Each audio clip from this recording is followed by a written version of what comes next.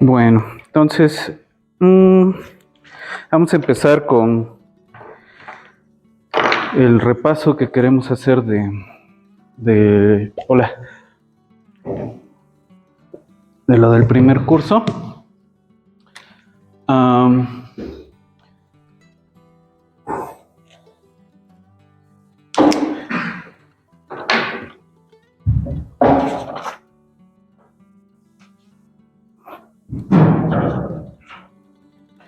Entonces, bueno.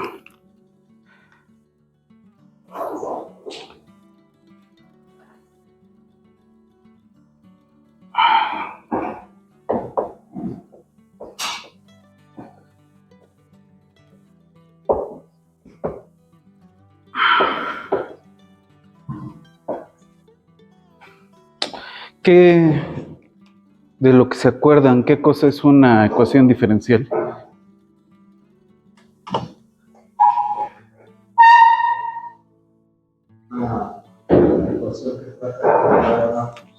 A ver, una ecuación que quiere encontrar una función que hace qué cosa.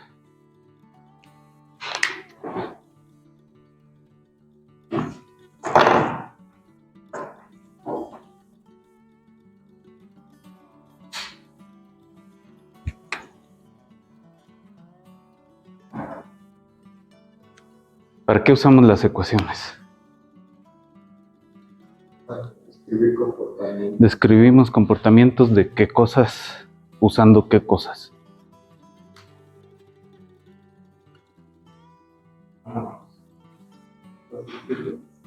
Puede servir para fenómenos físicos, ¿no? Pero en general las ecuaciones, pues agarras cantidades de lo que sea, de lo que vivan en el espacio que sea, ¿no? En el conjunto que sea, y tratas de, con las propiedades o características que ya conoces, hacer que empaten con cosas que no conoces, ¿no? Entonces, en el caso de las ecuaciones diferenciales, ¿qué es lo que conocemos? Pues sabemos el comportamiento de la derivada respecto de alguna variable de una función x. Estamos suponiendo que es una función que genéricamente vamos a decir que depende de un parámetro t, tiempo, ¿no? Esta x va a tomar valores en R y podría irse a Rn, ¿no? Son importantes las variables independientes. El tiempo sería... El tiempo en ese caso es una variable independiente. Independiente del tiempo, sí. Bueno, sí, porque la transmisión. O sea, en el caso, por ejemplo, de los procesos físicos, estamos suponiendo que son cantidades que cambian en el tiempo. Bueno, los procesos biológicos, estamos suponiendo que son cantidades que cambian respecto del tiempo, ¿no? En algún intervalo de tiempos que suponemos que es real, ¿no? Suponemos que podemos medir continuamente el tiempo. Minucia, ¿no? Pero suponemos que podemos hacerlo, ¿no?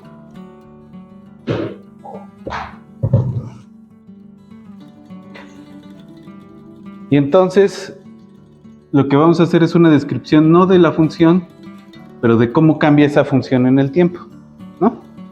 Y esto lo vamos a describir con otra función conocida, que ahí sí va a depender de la función, va a depender del tiempo y posiblemente de un conjunto de parámetros. ¿Sí? Entonces, la T vive en un abierto en R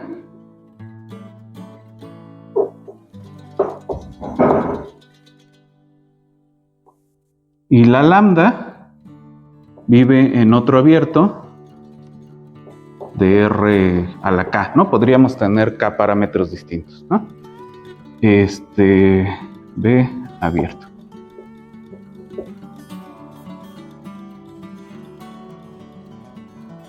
Entonces, la F, ¿de dónde a dónde va?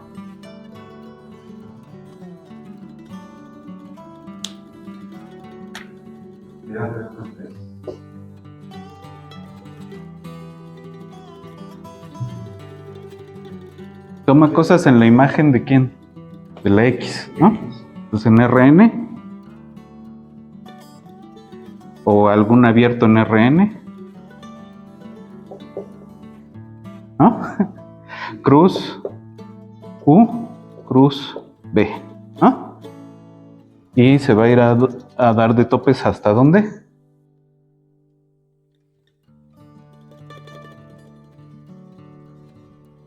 Si yo derivo una función que va de R en Rn,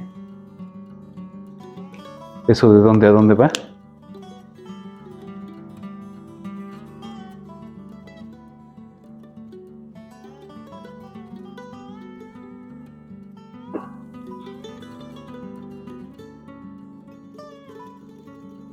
Yo tengo una función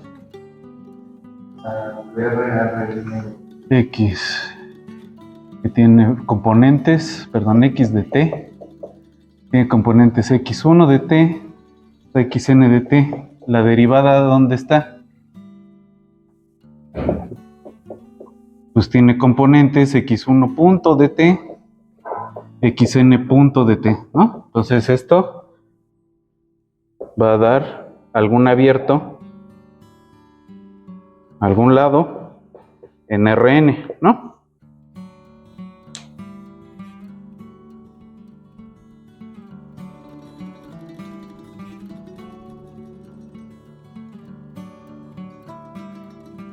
Es el mismo, bueno, luego discutimos esa parte geométrica, ¿no?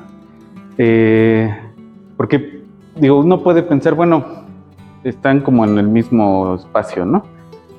Pero hay una minucia allí, o sea, si los pensamos como espacios vectoriales, este es el Rn que tiene su ancla en el 0,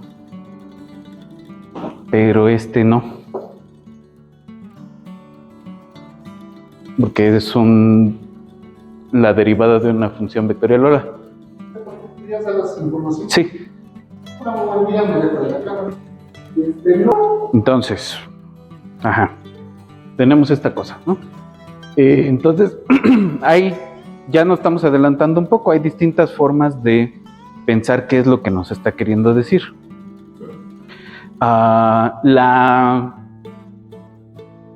El origen histórico del estudio de estas cosas justamente proviene de tengo un problema,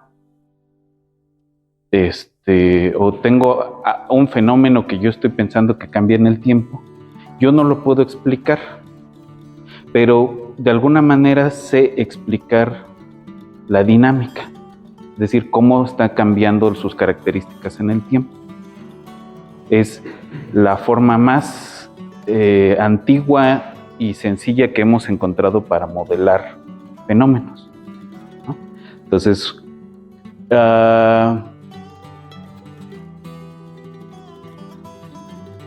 tiene algunas problemáticas cuando ya uno se sienta a pensar las cosas, que ahorita platicamos, ¿no? Pero en principio uno dice, bueno, ¿esto qué representa? El cambio instantáneo de una cosa que cambia en el tiempo, ¿no? El cambio instantáneo, es decir, una razón de cambio, una velocidad de cómo cambian las cosas. Estamos suponiendo que esa mecánica, que esa dinámica está ocurriendo de forma continua. Que a lo mejor, en términos de cierta percepción del mundo es como, pues sí está bien, ¿no? Todo el tiempo cambia. Pero ya que nos hemos construido otra idea de lo que es la continuidad, suena un poco chistoso, ¿no?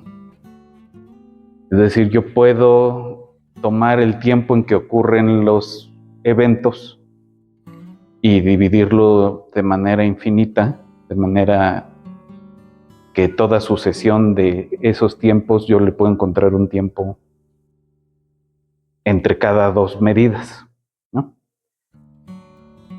Entonces es raro porque realmente los datos que usamos para modelar distintos fenómenos, pues los estamos tomando de forma discreta, ¿no?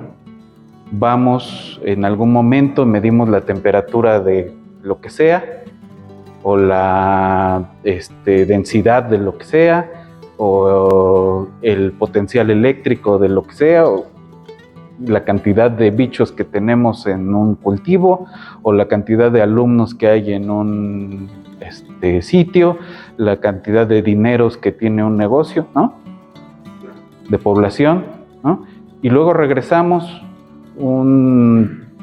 dependiendo de lo que estemos midiendo, una cantidad de tiempo suficientemente larga como para medir un cambio, pero suficientemente corta como para que podamos ver lo que está ocurriendo, ¿no? Como para que no se nos pasen detalles. Eso ya depende de cada cosa que estemos modelando. Cada cosa tiene su tiempo característico, su escala de tiempo característico. Y ahí es donde a mí me choca un poco pensar en los tiempos continuos, ¿no? Porque es como, bueno, sí, me doy la vuelta y cómo sé que está ocurriendo lo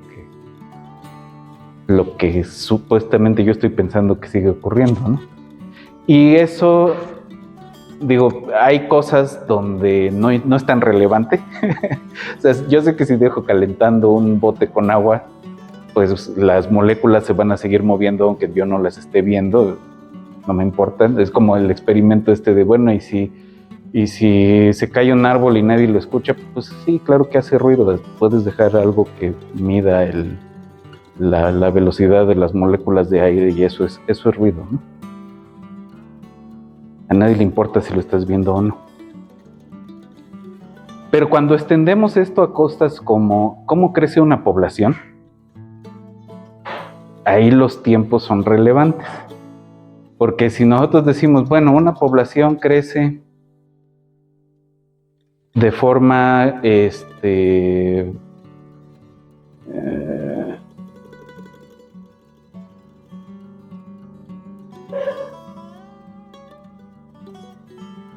pues como el crecimiento malthusiano, como el crecimiento logístico, lo que estamos suponiendo es que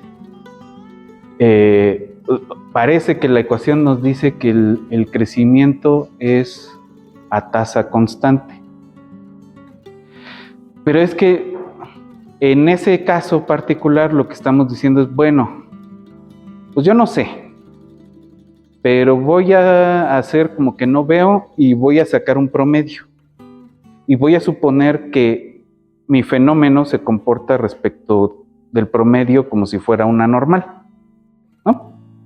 O alguna de la familia exponencial, ¿sí? Y entonces el promedio me da mucha información valiosa. Cosa que no es cierto necesariamente, ¿no? Pero esa es la suposición que estamos haciendo. Es la suposición que hacemos, por ejemplo, en dinámica de poblaciones, en ecología, en economía, ¿no? Es la suposición que hacemos cuando utilizamos ecuaciones diferenciales, ¿sí? Entonces estamos promediando el comportamiento dinámico de una cosa que cambia respecto de alguna variable que consideramos absoluta, ¿no? En este caso el tiempo, ¿sí?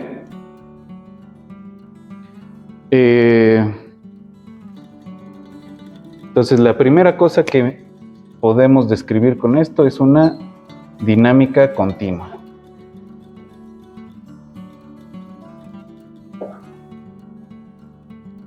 ¿Qué más?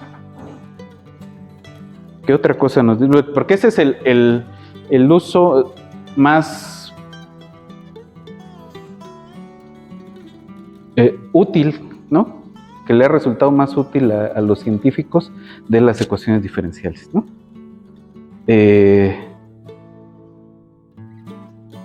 No sé si les pasa, pero cuando la gente dice que Newton se inventó el cálculo, a mí siempre me da como como que me retuerzo un poco, primero porque se lo inventó Leibniz y segunda porque lo que descubrió Newton no fue todo el cálculo, sino que todo lo que estaban haciendo un montón de gentes servía para calcular derivadas y que calcular derivadas era bien útil, ¿no? En su caso, fluxiones de sucesiones, fluxiones de funciones, ¿no?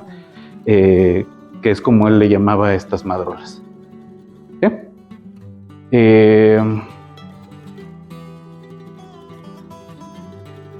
Entonces, ese es el aporte de Newton. Descubrir que calcular derivadas puede ayudar a describir un montón de procesos naturales que cambian en el tiempo o que cambian respecto de una variable que estamos considerando que es absoluta, ¿no? Y que tiene su propia dinámica desconocida o irrelevante para el proceso, ¿no? Vale. Y entonces esa es la interpretación que hace Newton. Es otra forma de describir este objeto que estamos tratando de estudiar, ¿no? En este caso, estudiar un poco con más profundidad. Y son los campos tangentes, ¿no? Ya con un lenguaje más moderno le llamamos campos tangentes, ¿sí?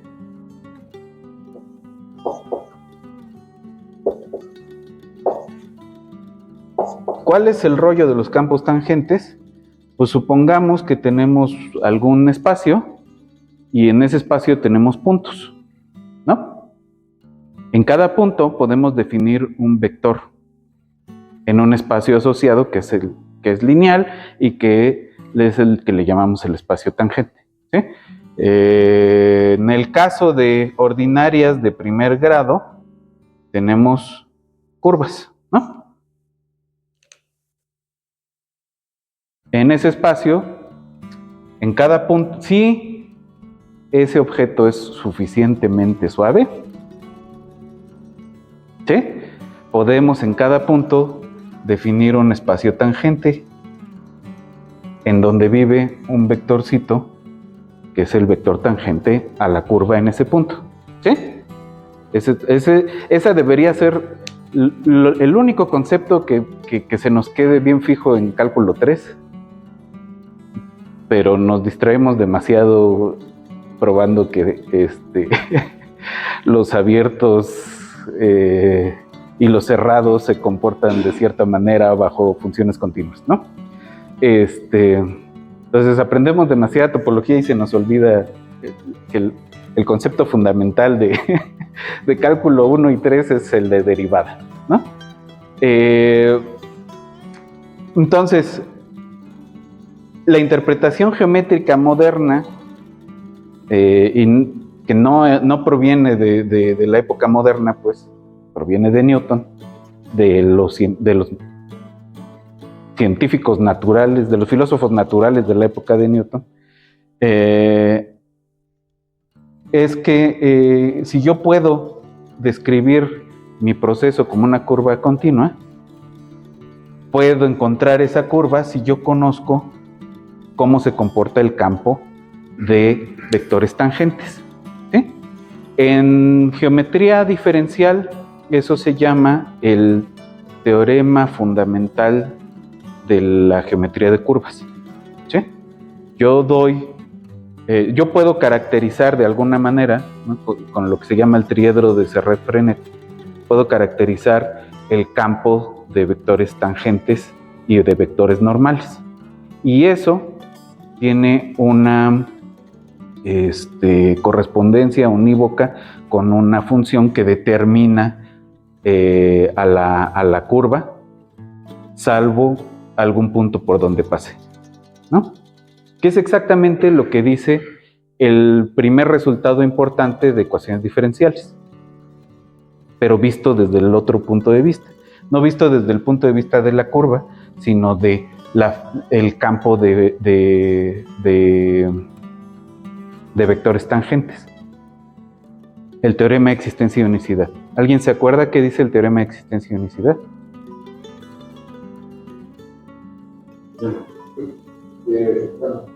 Que existe una única función definida por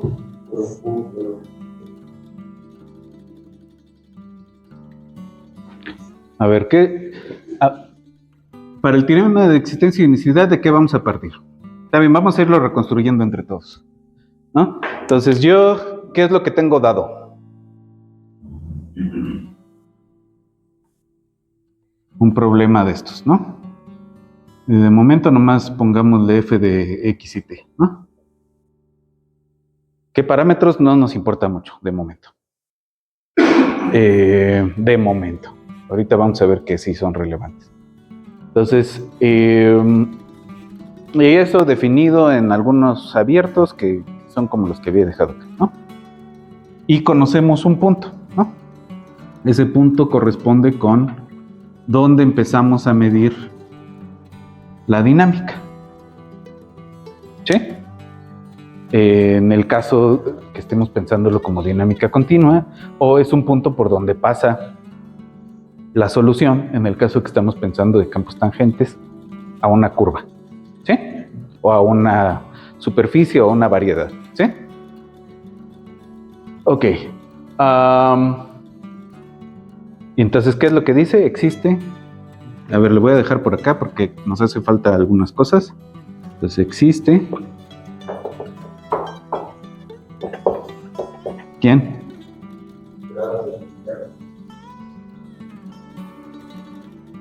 ¿Cómo se ven las iteradas de picar? ¿Cómo se ven las iteradas? X0 más la integral de f de bla y bla respecto de algo, ¿no? Y esto desde x0 hasta x, ¿no? Desde 0 hasta t. ¿Cómo es? 0 hasta t. Y una función y o esta ¿No? X de porque ya estás poniendo. Ajá. Bueno. Chiste es que integramos respecto del tiempo el lado derecho. Y entonces eso más una condición inicial, en principio resuelve el problema, ¿no? No siempre es fácil encontrar la integral de esta cosa. Entonces existe y es única la solución de 1. Ahora, le voy a poner comillas porque no es que exista y sea única así solamente, ¿no? Es única en un intervalo. Entonces en ese intervalo es la única que corresponde con la solución y en ese intervalo existe. Garantizamos la existencia en el sentido de que tenga la misma clase de continuidad que esta función. ¿Sí? ¿Por qué? Porque pues por lo menos tendría que ser integrable respecto de t, la f, ¿no?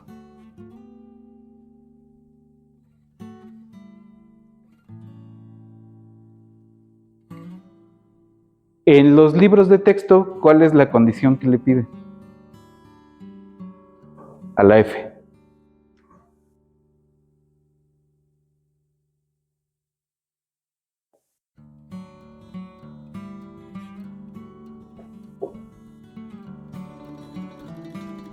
¿Una función qué?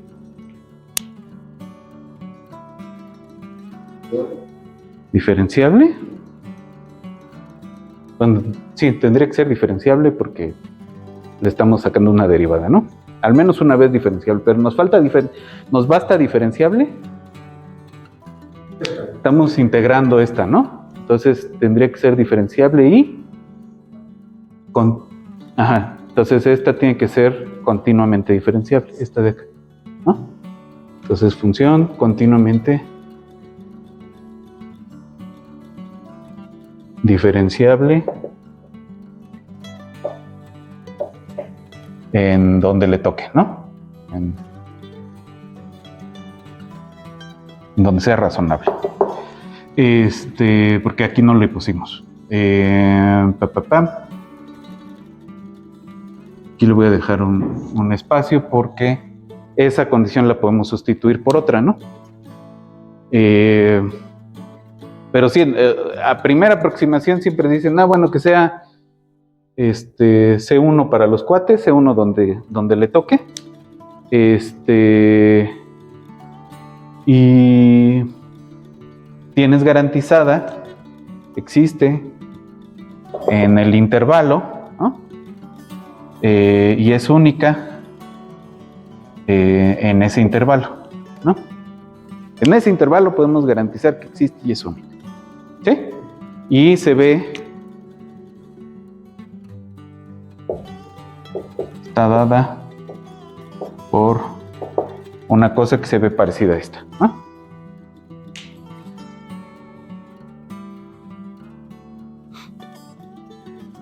Que son las iteradas de Picard, sí. Ahora,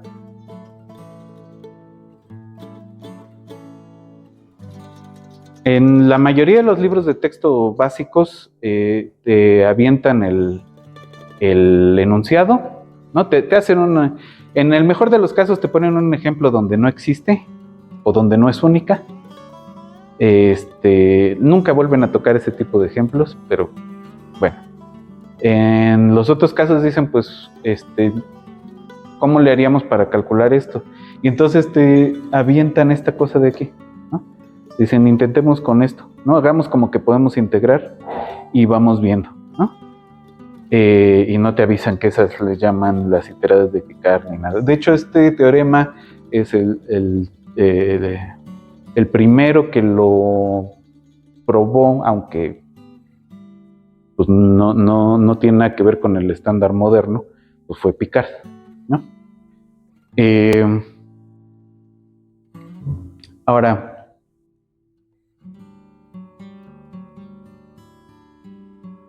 Picard no pidió que fuera continuamente diferenciable la función, ¿no? ¿Alguien sabe cuál es la condición que puso Picard?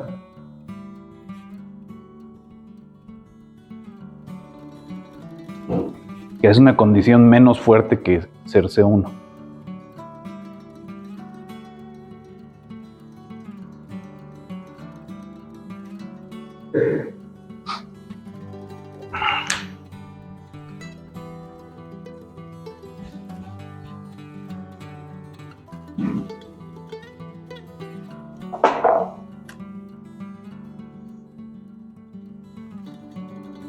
¿No?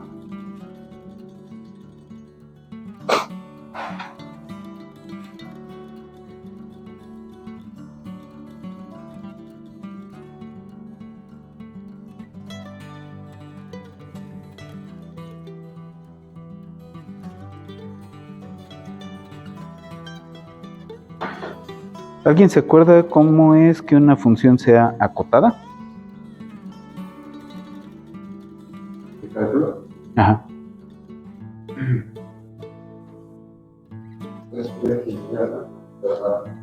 Si tengo una función que está definida en un intervalo y esta es acotada si existe. Sí, existe. ¿Qué? No.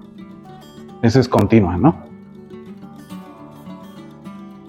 Es acotada si existe una m positiva al que la f para todas las x en módulo es más chiquita que esa m, ¿no? De hecho, no tiene por qué ser positiva, pero distinta de 0, ¿no?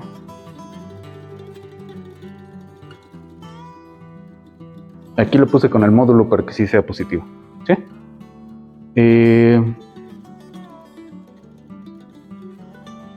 Entonces la condición que se le va a pedir es que la derivada sea acotada. No que sea diferenciable y que la derivada sea acotada. A eso se le llama ser Lipschitz continua.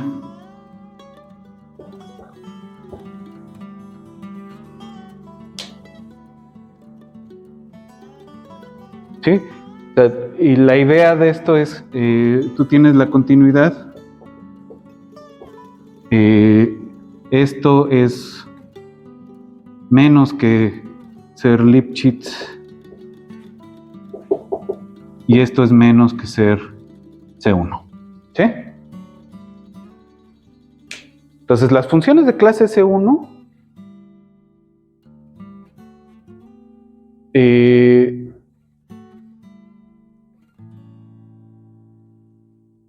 cumplen el teorema de existencia y unicidad, pero hay una, no, perdón, aquí me estoy equivocando, de C1 y tenemos las que son Lipschitz.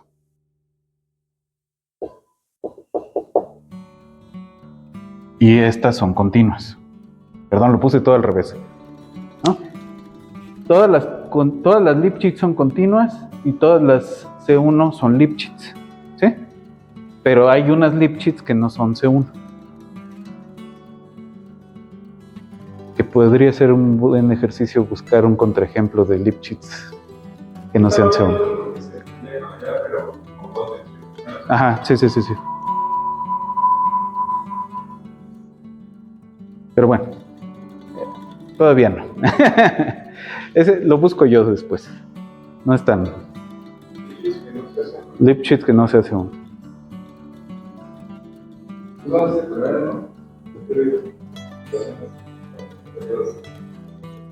Ah, bueno, entonces ya está hecho.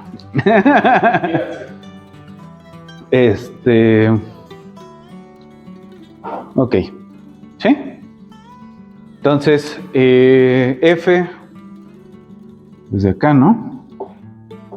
F, una función, desde acá, perdón, una función Lipschitz continua. ¿Por qué? Por ejemplo, en los libros rusos prefieren esa condición de Lipschitz que la ser continuamente diferenciable. Aquí tenemos una cosa. El abierto, donde nos garantiza la existencia de la solución, puede ser más chiquito que el abierto donde está definida la función. ¿Sí? Por ser C1. Y entonces en esta versión donde solamente le pedimos que sea continuamente diferenciable, pues lo único que sabemos es que ahí en un abierto contenido, ahí está el intervalo de existencia. La condición de Lipschitz nos da la condición de cómo se ve el abiertito, que va a ser una bola de tamaño de radio M alrededor de donde estamos empezando a medir. Ese es el intervalo de existencia de la solución. ¿Sí? ¿Está bien? Ahora,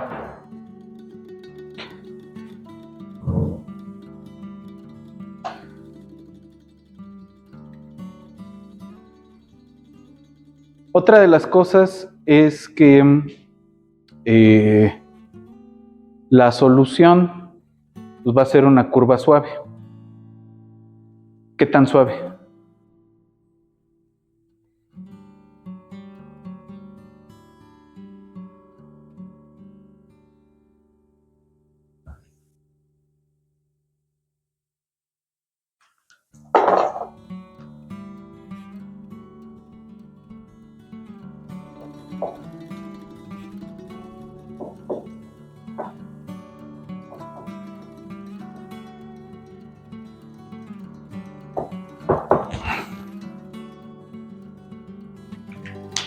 Si quieren, con eso acabamos por hoy y discutimos lo demás el viernes.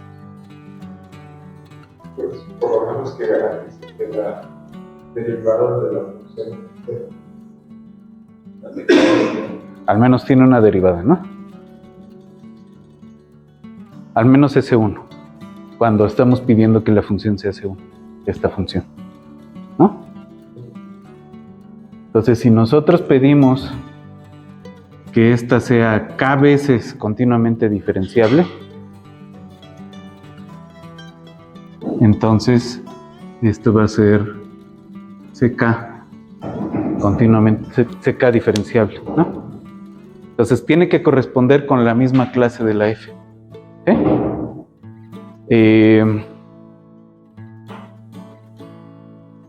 Bueno, ya más o menos se van acordando de esas cosas. A ver, ¿qué otra cosa podíamos tener desde aquí? ¿Se acuerdan cómo se probaba y por qué se le dice las iteradas de Picard a esa solución? Pues, si no recuerdo, se utilizaba el teorema para verificar y justamente para construirlo, ¿no? exponentes, por así decirlo. Y digamos, pero, o sea, sí que veías el desarrollo de ello. Ajá.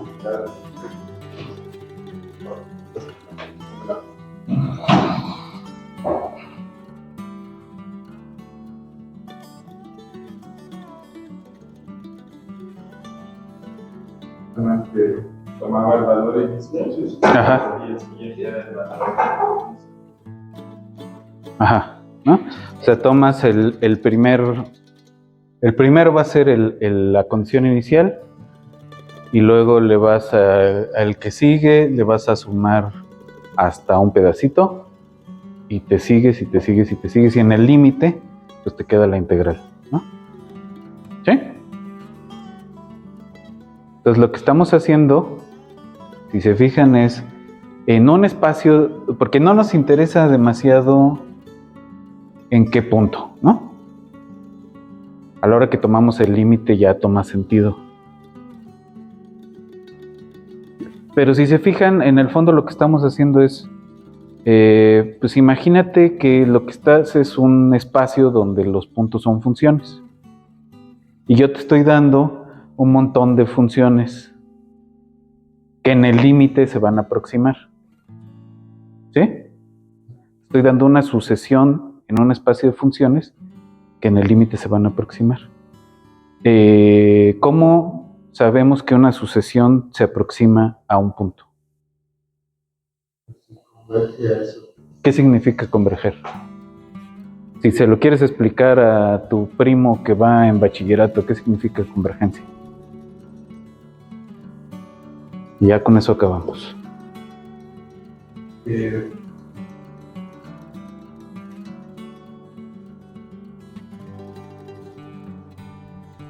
Está bien definido que existe un valor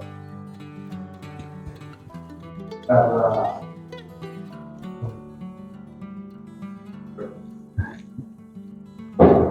Yo puedo medir distancias, ¿no? ¿Y qué es lo que nos dice la convergencia? Bueno, la distancia que tú mides a donde tú quieres llegar va a ser cada vez más chiquita. Si eso es sistemático, entonces tú puedes decir que eventualmente le vas a pegar. Y ese eventualmente es un eventual matemático que es en el infinito. Si tú lo pudieras hacer una cantidad infinita de veces, le vas a pegar. Esa es la convergencia, ¿no? Entonces, eso tiene que ver con un resultado que es el teorema de punto fijo y una métrica que podemos definir en ese espacio de funciones. Pero de eso platicamos el viernes.